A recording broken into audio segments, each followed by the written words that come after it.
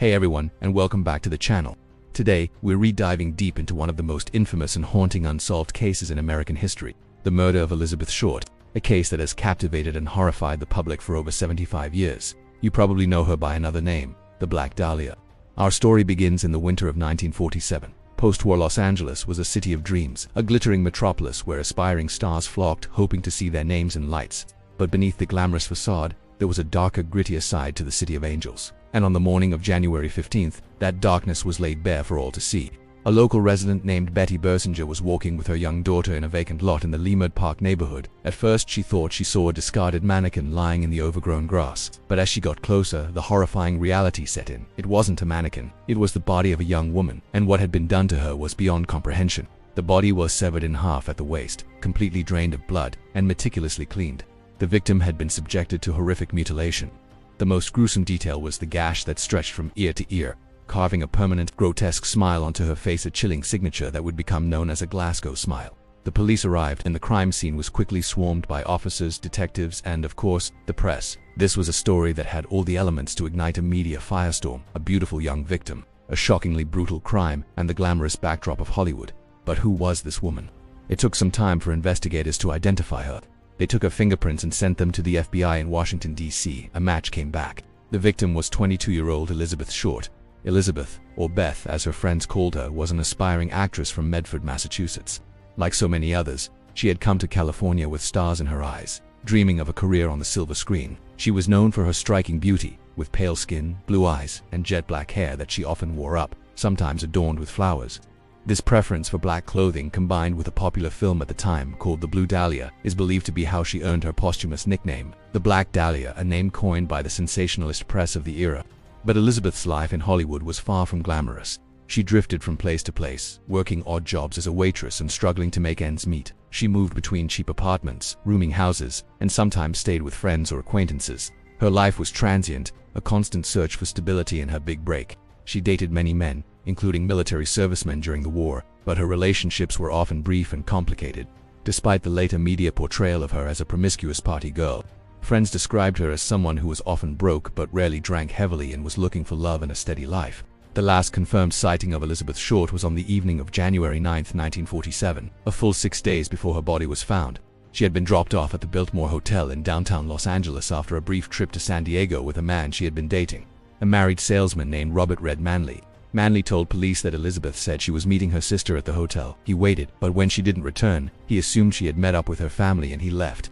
Elizabeth was seen making some phone calls in the hotel lobby, and then she vanished. What happened in those 6 missing days remains one of the case's greatest mysteries.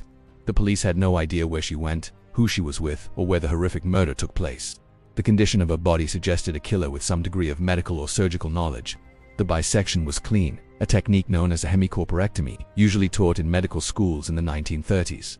The investigation that followed was one of the largest in LAPD history.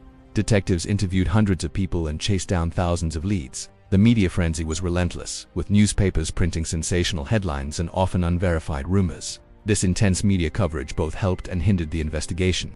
On one hand, it brought the case to national attention. On the other, it created a chaotic environment filled with false tips and public hysteria. Things took an even stranger turn about a week after the discovery of the body. The editor of the Los Angeles Examiner received a phone call from someone claiming to be the killer. The caller taunted the editor, saying he was going to mail some of Elizabeth's belongings to the paper as proof. Sure enough, a package arrived. Inside was Elizabeth Short's birth certificate, social security card, photographs, and an address book with some pages torn out. The items had all been wiped clean with gasoline, destroying any potential fingerprints.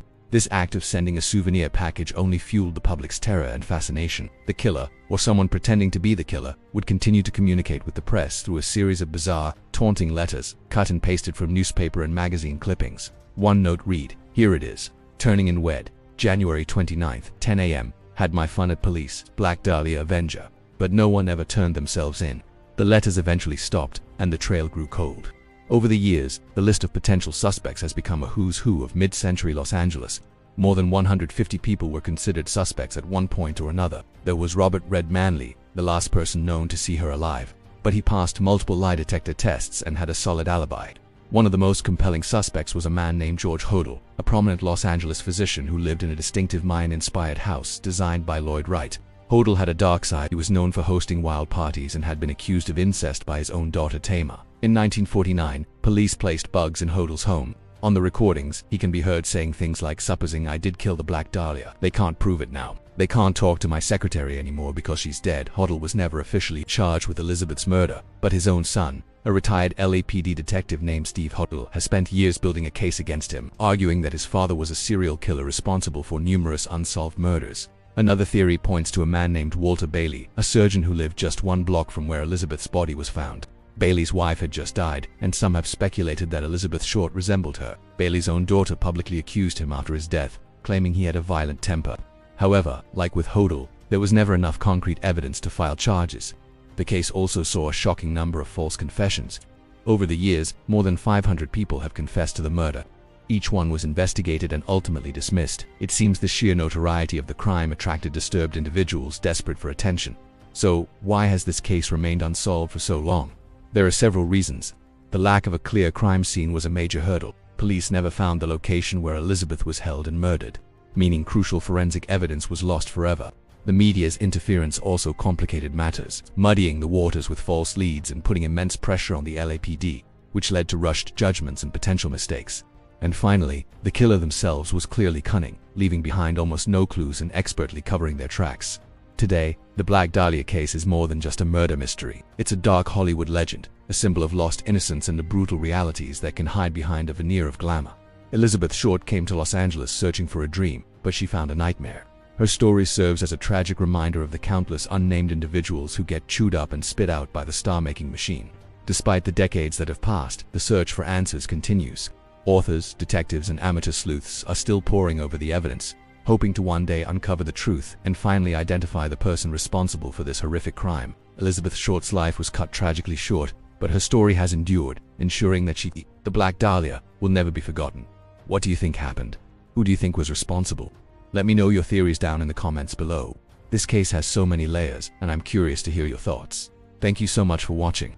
If you found this video interesting, please give it a thumbs up and consider subscribing for more deep dives into historical mysteries. We'll see you in the next one.